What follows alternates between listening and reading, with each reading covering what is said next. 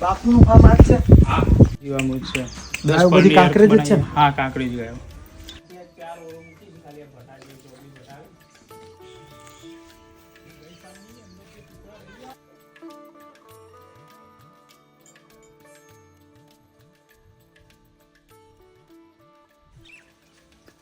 જતા હો